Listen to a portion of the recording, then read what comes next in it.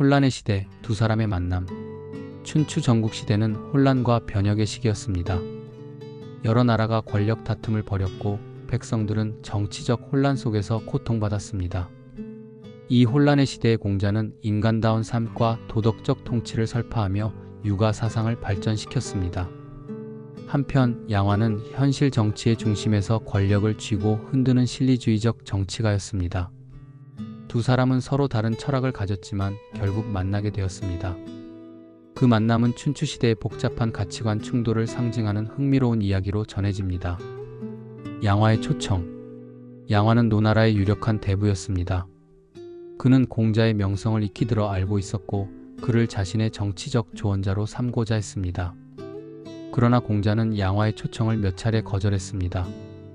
공자는 양화의 권력에 대한 욕망과 그의 실리주의적 태도가 자신의 도덕적 철학과는 상반된다고 판단했기 때문입니다. 그러나 양화는 포기하지 않았습니다. 그는 공자를 직접 찾아가 보기로 결심했습니다. 양화는 자신의 권력과 지위를 이용해 공자를 설득할 수 있을 것이라고 믿었습니다. 한편 공자는 양화가 자신을 찾아올 것임을 예상하면서도 자신의 도를 굽히지 않을 결심을 다졌습니다. 두 사람의 대화. 양화가 공자의 거처를 방문했을 때 그는 공자에게 이렇게 물었습니다. 공자님, 당신의 가르침은 이상적입니다. 그러나 지금 세상은 이상만으로는 다스릴 수 없습니다. 현실 정치는 권력과 책략으로 이루어지지 않습니까? 공자는 조용히 고개를 끄덕이며 대답했습니다. 양화님, 이상을 이야기하는 것은 현실과 동떨어진 꿈을 꾸기 위함이 아닙니다. 오히려 혼란스러운 세상을 바로잡기 위해 이상이 필요합니다. 지도자는 도덕과 예로서 백성에게 본보기가 되어야 합니다. 강압과 책략으로 얻는 것은 두려움일 뿐 진정한 존경은 아닙니다. 양화는 잠시 침묵하다가 다시 물었습니다. 그러나 공자님, 백성들이 지도자의 도덕을 따르기까지는 오랜 시간이 걸리지 않겠습니까? 빠르고 확실한 방법이 필요한 때도 있습니다. 공자는 미소를 지으며 답했습니다. 군자의 덕은 바람과 같고 백성은 풀과 같습니다. 바람이 불면 풀은 자연히 눕게 됩니다. 도덕적 지도자가 있다면 백성은 그를 따라갈 것입니다. 시간이 걸릴지라도 이는 영원히 지속될 길입니다. 양화의 변명. 양화는 공자의 말에 깊은 인상을 받았지만 자신의 현실적 상황을 변명하지 않을 수 없었습니다. 공자님, 저도 도덕이 중요하다는 것을 압니다. 그러나 제가 처한 현실은 이상만으로 해결되지 않습니다. 권력을 유지하려면 때로는 비도덕적인 방법도 사용해야 합니다. 공자는 고개를 저으며 대답했습니다.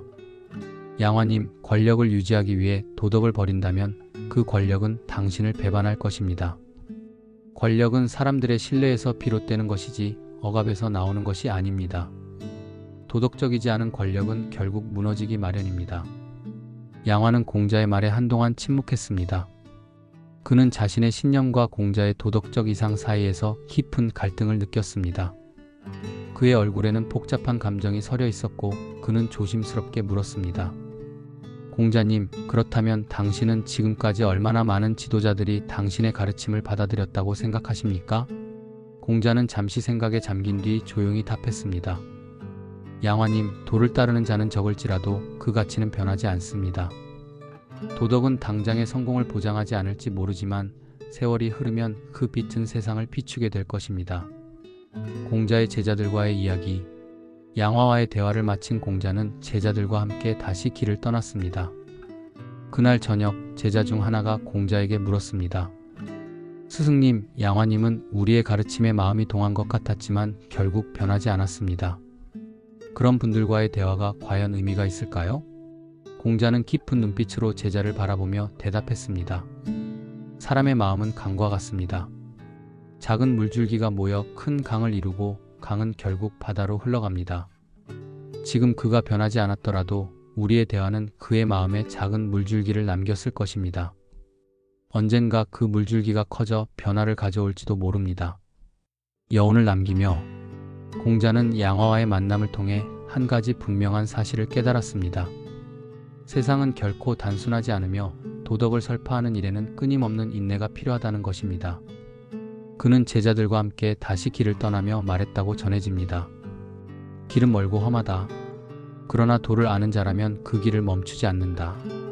우리의 발걸음이 짧고 느리더라도 진실로 옳은 길은 반드시 그 끝에 빛을 가져다 줄 것이다. 양화는 공자를 떠난 후에도 한동안 깊은 생각에 잠겨 있었습니다. 그는 현실 속에서 도덕과 권력의 균형을 맞추려 애썼지만 결국 자신이 선택한 길이 완전하지 않음을 깨달았습니다. 그의 이름은 오늘날까지 정치적 이상과 현실 사이의 갈등을 대표하는 상징으로 남아 있습니다. 공자가 세상을 떠난 후 그의 가르침은 점차 세상에 뿌리를 내렸습니다. 제자들은 스승의 가르침을 기록하고 널리 전하며 육아를 하나의 학문적 전통으로 확립했습니다. 양화는 생의 마지막까지 공자의 말을 떠올리며 자신이 걸어온 길을 돌아봤다고 전해집니다. 그는 공자와의 만남이 자신의 삶에 깊은 흔적을 남겼음을 인정하며 이렇게 말했다고 합니다. 나는 공자의 이상을 온전히 이해하지 못했지만 그의 말은 내가 권력을 쥘 때마다 내 마음을 울렸다.